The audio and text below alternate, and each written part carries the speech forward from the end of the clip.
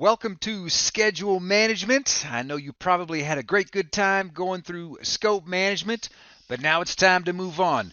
And there's a relationship here that I'm going to keep pounding on because it's really important to understand. The scope has a direct impact in how things are sequenced, activities, and when things are done. So the schedule is typically impacted first by the scope.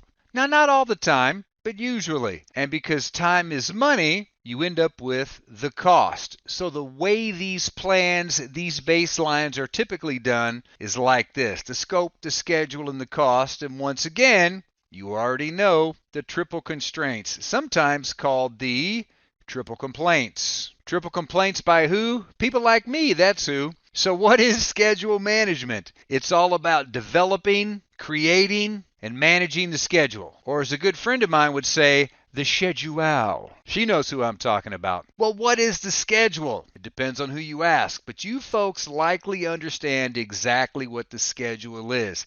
Here's an easy schedule: Monday through Friday, 24 hours in a day, 7 days a week, 365 a year. That is a schedule. And along the way, there are milestones, key dates, and different dates matter to different people. Here are some easy milestones: Christmas, New Year's, 4th of July, depending upon your country, various international holidays related to you.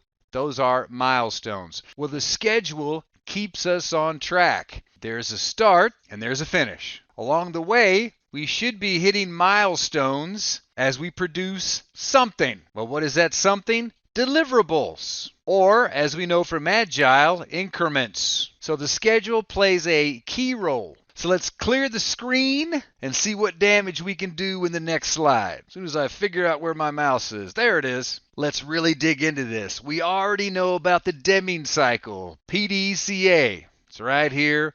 One more time. I'm not going to get too far into it, but there is a lot going on with schedule management. So you have plan schedule management. Well, that's planning. Defining activities, sequencing activities, estimating durations, creating the schedule. All of that is planning. And what are we doing right in this space? You know what we're doing. The work, or in that case, the wonk. Let me make that more like, nope, you know what? It still looks like wonk. Work. Let's try this again. And when we're controlling it, we're checking on it. Are we doing what we said we were going to do? And here's the $100 question. What are you always looking for in project management? The, starts with a V, variance. If I understand the variance, I can change something. You are always looking for the variance. And if you take nothing from my training, take that we are always looking for the variance. So let's get further into this. Got the PDCA cycle gone. Let's go a little further, a little deeper. When you plan schedule management, you know you're going to come up with a schedule plan. It gets added to your bucket. And how many plans are in that bucket? More than 18? Less than 20. Let's call it 19. 19 total plans. And you probably have thought about this and said, wait a minute, how do we get anything done with all of these plans? Well, here's the beauty of all of these plans. About 70% of all of these plans are exactly the same. The organization, the objectives, the project manager, the escalation, and all that stuff. There are some specific things to the schedule, which is only found in the schedule plan, or the budget only found in the cost plan, or quality only found in the quality plan. I think you can see where this is going. But we need a methodology to get us off the ground. So once we have a plan, we define activities. Well, what are some other words for activities? I like work and tasks, the stuff to create the deliverables. We have to figure out what that is. And if you're wondering where that is, let me remind you. If I have a work package that is 80 hours long in the work breakdown structure, those 80 hours are going to come down here because that's where we actually do the work, in the schedule. Now, along the way, we have to sequence those activities. And by sequence, I mean put them in the proper order. Well, what is the order? I don't know. It depends. Some things must happen before others. For example, Monday must end before Tuesday can begin. Wednesday must end before Thursday begins. That's a mandatory order, but there are discretionary as well, and we're going to talk about both of those in a minute.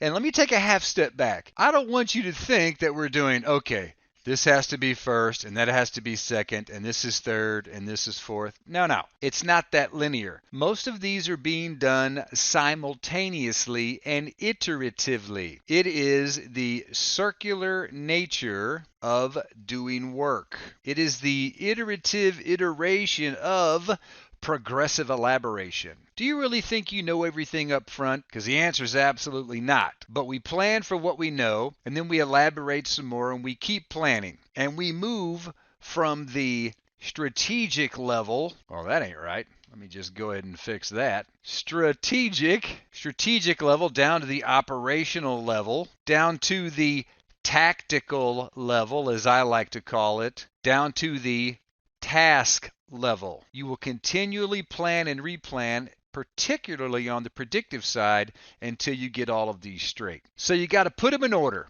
And while you're putting them in order, you got to figure out how long is it going to take when you estimate activity durations. How long is it going to take to do the work? Well, that depends on a whole lot of stuff. It depends on who's doing it. It depends on their availability. It depends on a ton of different metrics and variables. When you put it all together, you end up with a schedule dictating or at least displaying when activities are going to be accomplished. Now, it's not set in stone, but you would like it to be. You come up with a schedule, and we're going to do that shortly. Along the way, you have to control it. And on the predictive side, once you have a schedule, it is under control, meaning there is no arbitrary change. And the only way to change it is with a change request. And I talked about this a little bit in scope, and so let's just talk about it again real quick. There is no arbitrary change once something is under control. You have to submit a change request and explain why you're going to change it.